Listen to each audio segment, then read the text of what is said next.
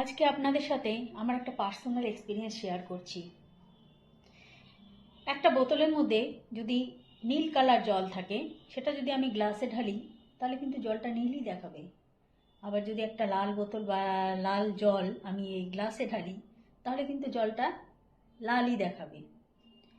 তো যদি কোনো নেগেটিভ চিন্তাভাবনার লোকের সাথে আমরা মিশি তাহলে তার ভেতর থেকে কিন্তু নেগেটিভ কথাবার্তা বা নেগেটিভ চালচলন এই ধরনেরই কথাবার্তা বেরোবে। আর পজিটিভ লোকের সঙ্গে থাকলে পজিটিভ কথাবার্তা বেরোবে।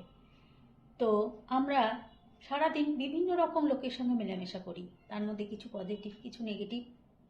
তো খেয়াল রাখবেন, নেগেটিভ লোকের থেকে একটু দূরে থাকবেন, একটু সাবধানে এড়িয়ে চলবেন।